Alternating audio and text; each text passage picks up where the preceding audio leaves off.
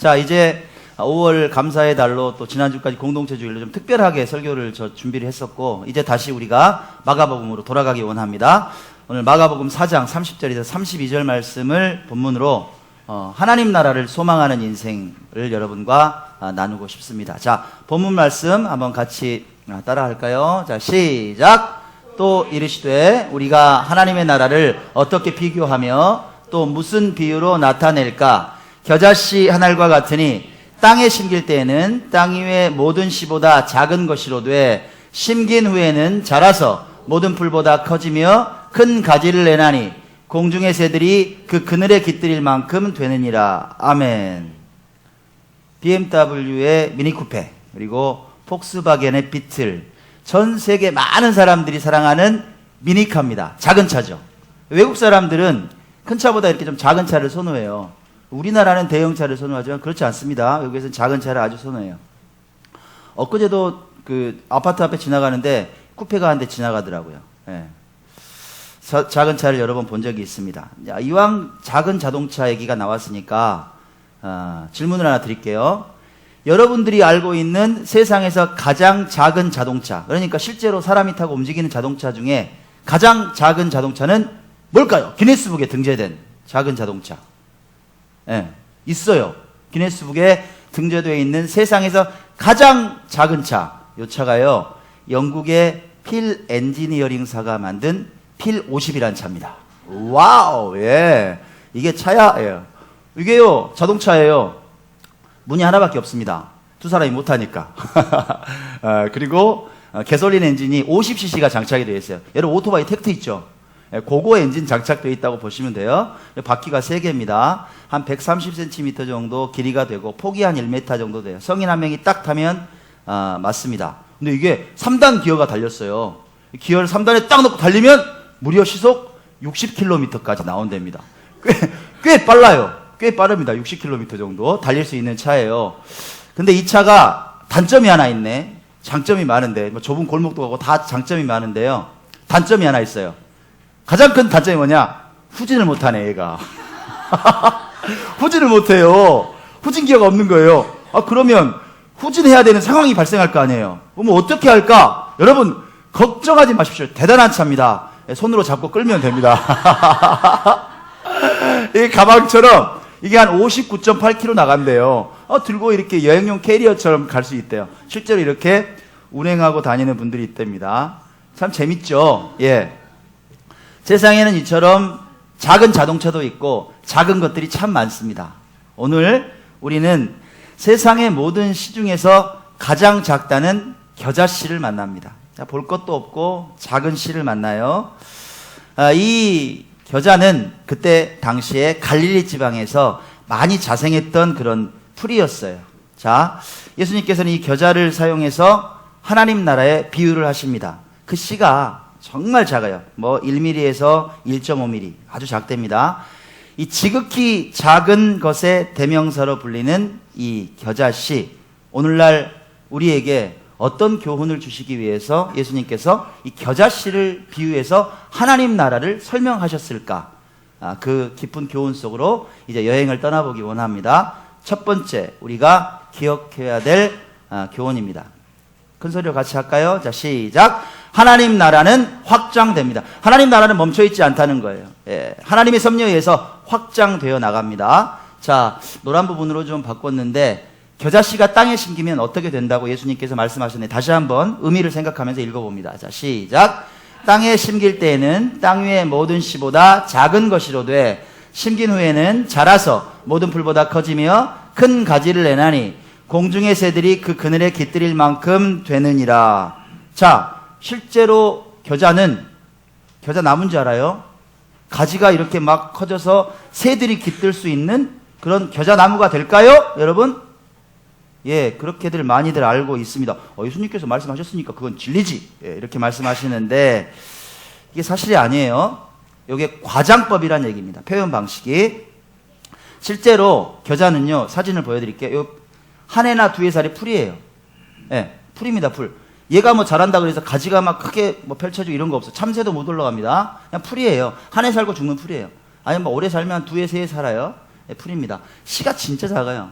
예. 자, 그런데 이런 잡초 같은 풀을 예수님께서는 가지를 내서 새들도 쉴 수 있다 이렇게 표현을 하셨단 말이에요. 왜 그렇게 표현을 하셨을까? 그 당시에 우리가 1세기로 가보면 이유를 알 수 있어요. 당시에 랍비들이 많아서, 랍비가 누굽니까? 스승들이죠. 스승들. 랍비들이 있었어요. 그러니까 진리를 가르쳐주는 그런 스승들이 있었는데 그때 많이 사용되었던 수사법 중에, 그러니까 언어 표현하는 방식 중에 과장법이 많이 사용이 됐다는 거예요. 목적은 뭐냐? 거짓말하려는 게 아니라 진리를 더욱 드러내기 위해서 세상에서 결코 있을 수 없는 얘기들을 빗대어서 그렇게 진리를 드러내셨다 이 말이에요. 그 중에 하나가 오늘 비유예요. 일어날 수 없는 일이죠. 일반적인 세상사에서는. 예수님께서도 과장법을 사실 많이 사용하셨어요. 어떤 게 하나 있어요? 뭐 예를 들자면 이 산더러 들려 바다에 던지오라 할지라도 이루어지리라. 과장법이에요, 여러분. 그렇게 기도의 능력을 말씀하시는 거예요. 자, 어찌되었든 자, 겨자씨 비유를 하신 이유 왜 하셨을까? 제가 곰곰이 생각해 봤어요. 왜 이렇게 비유하셨을까? 핵심은 뭘까? 그랬더니 제게 이런 깨달음이 왔습니다. 마치 잡초와 같은 인생, 남들에게 피해를 줬으면 좋지 그늘을 줄 수 없는 그런 보잘것없는 인생이라도 예수님의 밭에 심겨치면 공중의 새들도 쉬어갈 수 있는 거목이 될 수 있다. 이런 깨달음이었어요. 두 번째, 하나님의 나라는 겨자씨처럼 아주 작게 시작되었을지라도 하나님의 섭리에 의해서 확장되고 자라난다는 거예요. 넓혀진다는 거예요. 이 세상 끝날까지.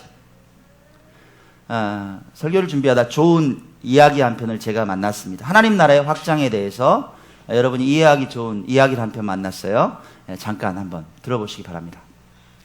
1900년대 초에 우리나라에 선교사가 또 왔습니다. 윌리엄스 선교사 부부가 미국에서 파송을 받아서 우리나라에 왔어요.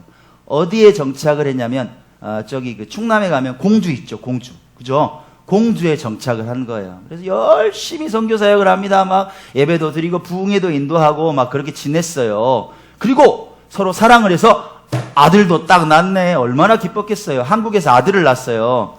근데 이 윌리엄스 선교사가 우리나라 대한민국에 예명을 좀 지어줘야겠다. 우리나라 이름을 지어줘야겠다 생각을 한 거예요. 그래서 이 아들의 이름을 뭐라고 지었느냐? 그러면 그때 일제시대였잖아. 일제강점기. 이 나라에도 독립이 왔으면 좋겠다. 해방이 왔으면 좋겠다. 그래서 우광복이라고 지었어요. 우광복. 예. 자, 아들을 낳고 또 선교사역을 하면서 열심히 잘 살았는데 이게 웬일입니까? 불행한 일이 옵니다. 갑자기 터졌어요. 1906년에 부흥회를 다녀오다가 그만 장티푸스에 걸린 거예요. 지금이야 치료할 수 있지만 그때는 백약이 무효였습니다. 그냥 그대로 소천하고 만 거예요. 죽었어요, 여러분. 하나님의 소명을 받아서 우리나라에 왔는데 죽어버린 거예요. 실망한 이 아내는 정말 통곡을 하다가 아이들을 데리고, 그때 또 딸도 낳고 아들도 낳았거든요. 아들, 딸 다 데리고 미국으로 다시 건너갔습니다. 자, 이야기가 여기서 끝나도 되잖아요, 여러분. 남편이 죽었어요. 하나님께서 선교하라고 간 땅에서 죽었다고. 나는 힘이 없어. 난 미국으로 돌아갈 거야. 아무 문제 없습니다. 돌아갔어요. 근데 이야기는 거기서 끝나지 않아요. 2년 후에 자녀들을 데리고 다시 한국 공주로 돌아옵니다. 이 여성교사님은 그때부터 무려 47년 동안 공주에 머무르면서 공주 제1감리교회를 비롯해서 아주 굵직굵직한 교회가 세워지는데 역할을 다 하셨어요. 자, 그러면 중요한 게 있죠. 아들 우광복은 어떻게 됐을까? 아들 우광복은 우리나라에 태어났죠. 다시 미국에서 돌아온 엄마 품에서 초등학교를 나오고 중학교를 나오고 공부를 하다가 다시 미국으로 유학을 갑니다. 그리고 고등학교와 대학을 졸업해요. 그리고 사회생활을 해요. 그리고 다시 한국으로 돌아왔어요. 그때가 언제냐? 우리나라가 드디어 이름처럼, 우광복 이름처럼 해방이 됐습니다. 돌아왔어요. 하지만 우리나라가 해방이 되자마자 우리나라가 바로 정치 시작했어요? 그렇지 않았습니다, 여러분. 신탁 통치 기간이 있었어요. 우리나라는 군정 시대를 맞은 거예요. 미국에 있는 하지 중장이 왔죠. 그래서 우리나라를 군정으로 이제 다스리기 시작했단 말이에요. 자, 그때 하지 중장이 누가 필요했을까요? 한국 물정을 몰라. 한국 물정을 잘 아는 사람이 필요했어요. 특히나 영어를 잘하고 한국어에 능통한 사람, 한국 물정에 잘 아는 사람이 필요했단 말이에요. 그 비서관으로 총책임자로 발탁된 사람이 누구냐? 바로 우광복이에요. 어느 날 이 하지 중장입니다. 트럼펫 불고 있는 사람. 멋쟁이였어요. 이승만 박사 보이시죠? 네. 자, 이 사람이 우광복이에요. 어느 날 우광복에게 하지 중장이 말합니다. 이보게, 자네가 우리나라의 물정을 잘 알지 않는가? 이 대한민국의 물정을 잘 알지 않는가? 앞으로 대한민국을 이끌어갈 수 있는 지도자가 될 만한 인재들을 50명을 나에게 추천해달라고 이렇게 말합니다. 어마어마한 일이에요. 우광복은 그 자리에서 그렇게 하겠다고 대답하고 어머니에게 내려갑니다. 어머니와 상의를 해요. 어머니가 50명의 인재들을 선발을 해서 알려줍니다. 그 명단을 그대로 하지 중장에게 줬어요. 그들이 대한민국 정치에 스타트할 때, 이 나라가 세워져 갈 때 요소에 들어가서 인재들이 됐고 우리나라를 변화시키는 리더들이 된 거예요. 그 중에 예를 하나 들어드리겠습니다. 자, 그 중에 한 사람이 있었어요. 이 사람이 드디어 발탁이 돼서 재헌국회에 들어가게 됩니다. 우리나라 초대 국회에 들어가게 돼요. 이윤영 목사라는 사람이 감리교회 목사였습니다. 실제로 우리나라 재헌국회 회의록에는 이 말이 적혀져 있어요. 이승만 박사가 첫 번째 회의, 우리나라 대한민국의 첫 번째 재헌국회의를 일어났어요. 이 기쁜 날 우리가 그냥 넘어갈 수 있습니까? 이 모든 것이 우연이 아니라고 생각합니다. 이윤영 목사님 일어나셔서 기도해 주십시오. 이윤영 목사가 일어납니다. 그리고 기도를 이렇게 시작했어요. 이 우주와 만물을 창조하시고 인간의 역사를 섭리하시는 하나님, 이 민족을 돌아보시고 이 땅에 축복하셔서 감사에 넘치는 오늘이 있게 하심을 주님께 저희들은 성심으로 감사하나이다. 아멘. 여러분, 이 당시에는요 기독교 인구가 5%도 안 됐어요. 이게 퍼센트, 1900년대 기독교 인구가 1%, 그리고 50년대쯤 돼야 8%입니다. 이때가 지금 45년 이후잖아요. 5%도 안 됐어요. 근데 여러분 지금 어떻게 됐습니까? 우리나라가? 이게 지금 최근 2010년 퍼센테이지예요. 전 국민의 29%가 크리스찬이 됐어요. 1000만 성도가 됐어요. 우리나라는 여러분 알다시피 일제강점기에 나라가 다 무너졌습니다. 그리고 전쟁이 나서 폐허가 됐어요. 가망이 없는 나라였어요. 그저 먹을 거 타먹는 나라였다고. 원조 국가였어요. 예. 자, 그렇게 가난한 나라가 이제 수많은 가난한 나라에 물자를 공급하는 그런 위대한 나라가 됐습니다. 무엇보다 중요한 게 뭐예요? 선교를 받던 나라에서 세계 2위의 선교 강국이 됐습니다. 아까 우리 조수현 집사님께서 기도하셨잖아요. 이제는 평신도 선교도 활발해졌습니다. 내일 우리 고수현 집사님께서 몽골 땅으로 선교를 가십니다. 어머니 학교를 거기서 진행을 해요. 일주 동안 또 열심히 사역하고 오실 겁니다. 작년에도 갔어요. 여행 가는 거 아닙니다, 여러분. 위험한 땅이에요. 허허벌판이에요. 그 땅에서 예수 그리스도의 복음을 들고 나아가는 거예요. 이제 우리 대한민국이 이런 나라가 됐습니다. 마치 겨자씨처럼 잡초 같은 나라가, 지극히 보잘것없는 나라가 하나님의 섭리 때문에 변했다는 얘기예요. 놀라운 거목이 됐다는 얘기예요. 나라가 변했어요. 자, 생각해 봅시다. 윌리엄스라는 선교사가 이 땅에 왔어요. 그 사람이 선교하러 와서 죽었어. 장티푸스에 걸려서 죽었어요. 그건 비극이에요, 여러분. 왜 하나님을 믿는데 그런 비극이 일어나냐고 여러분 따지지 마시라는 얘기예요. 그건 비극이지만 그 죽은 남편을 뒤로 하고 다시 이 땅에 들어온 아내, 그리고 아버지가 죽었지만 이 땅에서 자라난 아들 우광복을 통해서 하나님께서 놀라운 역사를 써나가기 시작했다는 얘기예요. 비극이 비극으로 안 끝난다는 얘기예요. 슬픔이 슬픔으로 안 끝나요. 하나님의 방법이 있고 하나님의 나라는 확장돼 간다는 얘기예요. 이해 가세요? 우리가 지금 이 자리에 있는 건 결코 우연이 아니라는 얘기, 결코 우연이 아니에요. 하나님의 섭리가 있다. 자, 그러면 목사님 나라 얘기는 너무 커요. 그런 거 말고요. 우리 인생에도 과연 적용할 수 있나요? 누가 그렇게 물으시면, 자, 그럼 개인의 인생에도 과연 이 섭리를 적용할 수 있느냐? 한번 생각해 봅시다. 자, 그 당시에, 예수님 당시에 갈릴리 사람들에게 예수님께서 지금 전하셨어요. 천국 복음을. 갈릴리 사람들은 어떤 삶을 살았을까? 예. 예수님하고 가까우니까 좋았겠네. 아니요, 여러분. 이 사람들은 예루살렘 주류 사회에서 멸시와 천대를 받던 사람. 쟤들은 아우와 시골뜨기야. 그거 가봤어. 완전히 깡촌이다. 갈릴리 알아? 그 저 북쪽에 얘네들 막 냄새나고 말이야. 안 좋아 상태가. 아주 무시받았던 그런 땅에서 살던 사람들이에요. 거기다가 로마의 압제가 있었어요. 핍박받았던 인생이었어요. 마치 겨자풀 같은 작고 작은 인생들이었다고요. 아무도 거들떠보지 않았던 인생들이었어요. 그런 사람들에게 예수님께서 말씀하시는 거예요. 잡초 같은 너희들도 내 밭에 옮겨 심으면 큰 나무가 될 수 있어 라고 가르침을 주시는 거예요. 예수님의 공생애를 한번 살펴봅시다. 예수님께서는 잘 사는 사람들만 찾아갔죠. 여러분, 그죠? 권세를 잡고 있는 사람들, 안 그랬어요? 어떤 사람들 찾아갔습니까? 헷갈리시면 안 됩니다. 자, 어떤 사람들 주로 만났어요? 마태는 누구였습니까? 마태는 세리였어요. 손가락질 받았던 마태, 세리를 찾아가셨어요. 여러분, 창기를 찾아가셨어요. 단어가 좀 이쁘게 표현해서 창기면 뭐예요? 창녀예요. 몸 파는 사람들. 아무 생각 없이 사는 사람들. 그 사람들 찾아가셨어요. 전국 복음을 전하셨어요. 또 누구를 찾아가셨어요? 문둥병자를 찾아가셨어요. 세상에서 잡초같이 버림받고 소외된 사람들을 찾아가셔서 하나님 나라의 소망을 심어주셨어요. 그리고 성경을 보면 그 사람들이 변해서 하나님 나라의 주역들이 됐다고 기록합니다. 그 사람들 때문에 우리가 있어요. 하나님 나라가 그 사람들 때문에 이 땅에 있습니다.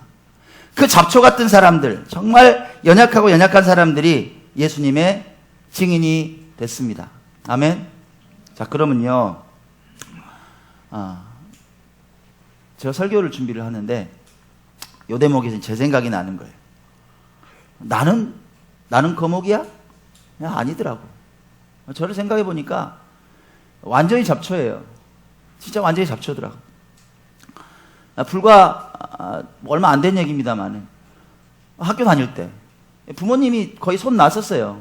몇 번 가끔씩 얘기 드렸지만 손 놨었어요. 저희 아버님이 일기장을 적으시거든요. 제가 그런 거 닮아 제가 기록을 잘하는데 대학 때 제가 그걸 봤어요. 그때 그 기록에 그게 있는 거예요. 경주가 또 집을 나갔다. 얘가 인간이 될까 싶다. 그게 기록이에요, 아버님. 예? 저였다고. 포기했었어요, 아버님이. 두 손 두 발 들고. 우리 조집사님 계시지만 동네에서 내놨어요. 쟤하고 놀지 말라고. 상태 안 좋아. 조집사님하고도 잠깐 떨어져 있었던 시간이 있었어요. 놀지 말라고. 가망이 안 보인다는 거예요. 얘하고 놀다가는 애 베리니까 놀지 말래요. 제가 생각해도 너무 한심한 인생이었다고요. 너무 한심했어요. 얘가 인생이 될까 싶어요. 자, 하지만 예수님께서는 그런 아이도 주목하신다는 거예요. 이유는 뭐냐? 제가 어렸을 때부터 그래도 교회는 다녔거든요. 그 예배당에 앉아서 은혜를 받았었거든요. 그 모습을 보신 거예요. 어느 날 제가 나이가 좀 먹어서 예수님께서 당신의 밭에 제대로 저를 옮겨 심으셨어요. 그 후에 인생이 바뀌어요. 리더로 살아가게 하세요. 상상하지 못한 인생이 다가요. 존중받는 인생이 되게 하셨어요.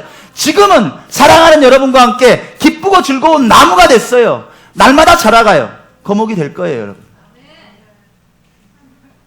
여러분께 묻습니다. 여러분의 삶은 어떠세요? 여러분의 삶은. 지금 여러분의 삶은 어떠시냐는 얘기예요. 여러분 혹시 보잘것없어 보이는 그런 순간 있으세요?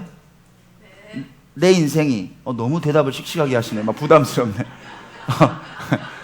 어느 날 여기 예배 가운데나 사람들 만나면 사람이 좀 표정이 바뀌거든요. 막 당당하고 싶어져요. 별로 슬픈 일 있어도 막 웃고 괜찮은 척하고 나 정말 피부 좋지 막 좀 뽀송뽀송하게 보이고 싶고, 그쵸? 지쳐있는 모습 보이기 싫고 나 괜찮다고 보이고 싶다고. 근데 여러분 혼자 있는 시간에 그냥 코가 쑥 빠져서 내 인생은 왜 이러냐고, 왜 이렇게 어려운 일이 많냐고 그렇게 힘들어 하시지 않냐 이 말이에요. 변화가 없을 것 같고 내 인생에 어려운 일이 계속될 것 같고 왠지 불안하고 저녁에 잠 안 오고 하나님 안 계신 것 같고 기도하는데 안 들어주시는 것 같고. 혹시 여러분 그러세요? 여러분 괜찮습니다. 여러분들을 예수님께서 당신의 밭에 심어 놓으셨어요. 기쁘고 즐거운 밭에 심어 놓으셨다고요. 그걸 믿는 게 중요해요. 여러분 인생이 변할 거예요. 자라날 거라고요. 거목이 될 거라고요. 그걸 믿는 사람에게는 그 인생이 와요. 내 인생이 코가 빠져서 계속 나약하게 생각하고 있는 사람에게는 그 인생이 온다고. 여러분 거목이 되실 겁니다. 그걸 믿으세요. 수많은 사람들이 여러분 때문에 도전을 받고 새로운 꿈을 꾸게 될 거예요. 기억합시다. 하나님의 나라는 절대 멈추지 않아요. 여러분들 속에서 자라나고 이 교회를 통해서도 하나님 나라는 자라나고 확장됩니다. 아멘. 아멘. 자, 두 번째 우리에게 주시는 교훈입니다. 왜 겨자씨 비유를 하셨을까? 주님께서는 여러분께 하나님 나라를 바라보며 사는 인생이 되라고 말씀하십니다. 이거 정말 기본 중에 또 기본 아니에요? 하나님 나라를 바라보며 사는 인생이 되라. 하나님 나라에 대해서 얼마나 많이 비유를 하셨어요. 어떤 비유 있었습니까? 우리 지난번에도 말씀 한번 나눴어요. 씨 뿌리는 자의 비유. 인간의 마음에 네 가지 마음밭이 있다 그래요. 어떤 밭이 있었어요? 길가밭같이 딱딱하게 굳어있는 땅, 하나님의 말씀에 씨가 들어가지도 않는 사람이 있다는 거예요. 두 번째 뭐 있어? 돌밭, 말씀을 받긴 받는데 뿌리가 안 내려 늘 그 수준인 사람이 있다는 거예요. 세 번째, 가시밭이 있었어요. 아주 믿어서 잘하려 그러다가 세상의 염려, 재물에 대한 욕심 때문에 잘하다가 안 잘한다는 거예요. 거기까지 끝! 옥토 같은 사람이 있다는 거예요. 하나님의 말씀이 씨가 뿌려지면 하나님 나라가 그 안에서 풍성하게 자라는 사람이 있다. 예수님께서 비유하신 거예요. 또 어떤 비유가 있었어요? 밭에 감추인 보화 같은 인생도 있다. 어떤 사람이 밭에 갔는데 세상에 땅 밑에 엄청난 보화가 있다는 걸 알았다. 그 사람이 자기의 모든 걸 다 팔아서 그 밭을 사지 않겠느냐 말하는 거예요. 안 그래요? 그게 천국이다. 양과 염소의 비유도 하셨죠. 세상 마지막 날에 너희를 갈라버릴 거야. 누가 양인지 누가 염소인지 나는 알아. 왜 그렇게 격렬하게 예수님께서 비유하세요? 하나님 나라는 그저 얻어지는 게 아니니까요. 자, 어찌되었든 예수님께서는 수많은 비유를 하시면서 오늘 또 겨자씨 비유를 하십니다. 예수님 사역의 첫 일성이 뭐였어요? 첫 번째 말씀, 여러분 기억하세요. 회개하라, 회개하라, 천국이 가까이 왔느니라. 뉘우치라는 거예요. 그렇게 살지 말라는 거예요. 제발 그렇게 살지 말라는 거예요. 그 말씀은 지금도 동일하다고. 여러분을 향해서 말씀하세요. 돌이키라, 돌이키라, 천국이 가까이 있다. 예수님께서는 이 땅에서 우리가 풍성하게 살길 원하실까요? 예, 원하십니다. 이왕이면. 예. 하지만 이 땅에서 우리가 잘 되어야 하는 이유도 하나님의 영광을 위해서예요. 착각하면 안 된다는 거예요. 이 세상에서 잘 되는 그것이 종착역이 아니란 얘기예요. 결국 겨자씨의 비유도 이 땅에서의 욕망과 죄를 털어버리고 하나님 나라를 소망하며 살아가라는 그런 가르침 아니겠습니까? 땅의 것을 바라보지 말고 시선을 돌려서 하늘의 것을 봐라. 이 메시지예요. 간단해요, 여러분. 하늘을 바라보며 살라는 거예요. 늘상 내 눈앞에 있는 것만 쳐다보지 말고 하늘에 있는 것을 바라보며 살아라. 그 메시지라고요. 어느 목사님이 계셨습니다. 마산에 있는 교회, 실화예요, 여러분. 부목사님이셨어요. 부목사님을 5년 정도 하셨어요. 5년 정도 하신 다음에 이제 담임 목회로 나가시려고 준비를 하신 거 당연한 겁니다. 이제 목회지를 막 알아보고 있는 거예요. 그런데 이제 어느 날 교회에 있는데 손등에 보니까 뭐 부스럼이 난 거예요. 부스럼이 이렇게 났어요. 이게 뭐지? 병원에 가봐야겠다 하고 피부과를 갔어요. 아무 생각 없이 갔어요. 딱 가서 진찰을 받는데 의사 선생님께서 말씀하시는 거예요. 목사님, 큰일 났습니다. 무슨 일이냐고. 이게 피부암입니다. 피부암이에요. 청천벽력이에요. 담임 목회는 고사하고 이제는 부목사직마다 내려놓고 이제 항암 치료만 골몰하는 그런 인생이 됐어요. 정말 비참해졌어요. 여러분, 목회자들 가운데도 그런 인생이 있습니다. 슬픔이 와요. 인생의 슬픔은 와요. 올 수 있어요. 자, 정말 답답했어요. 아내와 함께 기도하면서 그렇게 지냅니다. 그러다가 어느 날 충북에 있는 음성에서 한 교회에서 주일 예배에 와서 설교를 좀 해달라 이렇게 부탁이 왔어요. 이유가 뭐였느냐? 그 교회에 있는 담임 목사님께서 미국으로 유학을 가시게 됐어요. 그리고 후임자를 좀 청빙을 해야 되는데 그 대상자로 이 피부암에 걸리신 목사님을 추천한 거예요. 친구분이에요. 자, 그래서 이분에게 부탁을 했습니다. 그 교회 성도들이 막 기대를 잔뜩 하고 있었던 거예요. 어떤 목사님이 오셔서 우리에게 정말 생명의 말씀을 전해주실까 기대가 된다. 그날이 딱 왔네. 근데 목사님 몰골을 보는 순간 온 성도들이 아이고 고개를 돌렸어요. 왜? 피골이 삼접해서 오는 거예요. 항암 치료 받으니까 머리털은 다 빠져 있어. 이건 목사같이 안 보이는 거예요. 성도들이 고개를 돌렸어요. 하지만 예배를 드려야 되잖아요.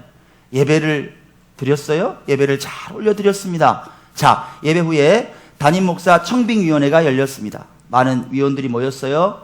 조용해요. 좀 분위기가 무겁습니다. 그러다가 어느 한 안수 집사님이 일어납니다. 저는 이 목사님을 우리 담임 목사님으로 모셨으면 좋겠습니다. 모두 깜짝 놀라는 거예요. 아니, 암을 앓고 계시는데 이분은 어떻게 우리가 모셔? 그러니까 이 집사님께서 간증을 하시는 거예요. 저는 물론 과거에도 은혜를 받았지만 오늘처럼 뜨겁게 하나님에 대한 은혜를 받은 적이 없습니다. 제가 정말 죄 가운데 살고 있다는 걸 알았어요. 내 안에 뉘우쳤어요. 이렇게 살면 안 되겠다고 알았어요. 이 목사님 말씀이 생명수였습니다. 이 목사님이 오셔서 암 때문에 몇 주를 못 사신다고 하더라도 모시고 우리가 신앙생활 할 수 있다는 게 은혜입니다. 저는 모셨으면 좋겠어요. 그 말이 끝나자마자 수많은 위원들이 이구동성으로 말합니다. 사실은 나도 은혜 받았다. 나도 은혜 받았다. 오늘 나 눈물 쏟았다. 우리 이 목사님을 담임 목사님으로 모시자. 그래서 청빙서를 썼습니다. 보냈어요. 담임 목사님으로 오셔서 우리 교회에서 말씀을 전해주세요. 그 청빙서를 받았던 목사님이 더 놀랐어요. 나같이 암 환자를 세상에 담임 목사로 오라고 하는 교회가 있네. 대성통곡을 하고 그 길로 사모님과 함께 기도원으로 올라갔습니다. 나 이제 금식 기도해야겠다. 그 교회 가려고요? 아니요. 목사님 그렇게 뻔뻔한 사람 아니었어요. 내가 언제까지 살지도 모르는데 이게 나을지 안 나을지도 모르는데 나 못 간다. 하나님 너무 감사합니다. 그 교회 성도들 축복해 주세요. 나보다 100배나 좋은 목사님 그 교회 가게 해달라고 그렇게 기도했어요. 나 말고 하나님 그 교회 정말 좋은 목회자 가게 해달라고 그렇게 기도했어요. 그렇게 간절히 기도하고 있는데 하나님께서 역사하셨어요. 금식 기도하고 있는데 비호감이 나와버린 거예요. 나왔어요. 여러분 실화라고. 나왔어요. 낫는다고. 하나님께서 치유하시니까 하나님의 은혜인 줄 알고 그 교회에 가서 열심히 담임 목회를 하고 계십니다. 여러분 한번 생각해 봅시다. 저는 궁금한 게 있었어요. 그분의 설교가 도대체 어떤 설교였기 때문에 그렇게 됐을까? 궁금하지 않으세요? 다른 건 몰라도 그 목사님께서 교회 강단에서 설교를 하실 때 이게 내 인생의 마지막 설교라고 설교하지 않았겠어요? 내일은 없다고. 없어요, 그분에게. 아마 어떤 인간적인 생각이나 계산이 없이 순수하게 복음만 담겼을 거라고 저는 생각이 들어요. 바로 그 순수한 복음이 교인들을 감동시키지 않았겠어요? 목사의 설교도요, 인생의 마지막이라고 생각하면 다릅니다, 여러분. 마지막 설교라고 생각하면요, 분명해져요. 뭐 쓸데기 없는 얘기 안 해요. 그런 시간도 없어. 안 그래? 저는 여러분 매주일이 마지막 설교입니다. 지금도 그래요. 지금도 그렇습니다. 왜 그렇게 막 땀을 뻘뻘 흘리면서 이렇게 방방 뛰어요? 왜 여러분께 믿으려면 똑바로 믿으라고 이렇게 말하냐고요? 믿으려면 제대로 믿으라고 왜 매주 그렇게 떠드냐고요? 좀 대충 해도 되지 않아요? 뭐 조그만 교회에서 그냥 대충 믿으면 되지. 에? 일반적인 목사님들 같이 쉽게 말해서 엉덩이 좀 두드려주면서 살살살살살 그렇게 해도 되잖아요, 여러분한테. 목사가 큰 소리 치면 교회 성도들 다 떠난다는데 막 마음을 달래고 집사님 계셔서 너무너무 좋다고 그 얘기만 하면 좋겠는데 왜 저는 매주일 이러냐고요. 마지막이니까 여러분. 저 다음 주 없어요. 다음 주에 여러분을 만날지 못 만날지 그건 하나님 뜻이라고요. 안 믿어지세요? 에이 목사님 뭐 그 일반적인 말이네. 그건 상상에 불과하지. 여러분께 한번 묻습니다. 여러분 천년만년 오래오래 사실 것 같아요? 여러분 지금 머릿속에 있는 그런 생각들, 내가 요것만 가지면 될 것 같고 요만큼만 모으면 될 것 같고 조금만 더 넓히면 될 것 같고 요만큼 올라가면 될 것 같고 그게 되면 인생이 아주 끝장나게 좋아지고 여러분이 그냥 너무 행복해지고 100년, 200년 사실 것 같냐고요. 아니거든요. 아니에요, 여러분. 아무도 몰라요. 인생의 마지막 날은 아무도 모른다고요. 여러분들 기사 보셨을 거예요. 곡성에 있는 공무원이 열심히 야간 근무하다가 집에서 아내 만나러 왔어. 집에 들어가서 왜 자기 집 앞에서 27에서 떨어지네요. 그 자리에서 부딪혀 죽냐고 여러분. 확률적으로 계산하면 얼마나 어이가 없는 얘기예요. 그런데 그 일이 일어나네요. 일어나요, 여러분. 여러분들 삶에 그런 일이 일어나지 않는다고 보장하세요? 보장 못해요. 여러분께 부탁합니다. 하나님 나라를 어떻게 하면 바라볼 수 있느냐? 누가 저에게 그렇게 물어보면 이렇게 대답합니다. 매일의 삶이 내 삶의 마지막 하루라는 생각으로 살아가라는 얘기예요. 오늘이 마지막이에요. 다음 주는 없어요, 여러분. 그러면 하나님 나라가 분명히 보여요. 내가 어떻게 살아야 될지가 보여요. 필요 없는 걱정 속에서 벗어날 수가 있단 말이에요. 왜 그렇게 여러분 쓰잘데기 없는 걱정 가운데 사시냐고. 뭐가 그렇게 불안하냐고요. 우리 하나님 나라에 가는데 하나님 나라를 바라보면 내 매일매일의 삶이 마지막 하루라고 생각하면 나는 죽고 예수로 사는 게 가능해요. 세상 사람들과 전혀 다른 가치관 속에 산다고요. 저 사람이 생각하는 게 내 생각은 틀려. 저 사람이 걱정하지 않는 걸 나는 걱정해. 여러분들 안에는 무슨 걱정이 있어요? 어떻게 하면 하나님 나라를 확장시킬까를 생각하는 거죠. 그래서 몽골 가는 거 아닙니까? 그래서 우리가 예배 드리는 거 아니에요? 세상이 줄 수 없는 평안이 가득한 인생이 되시기 바랍니다.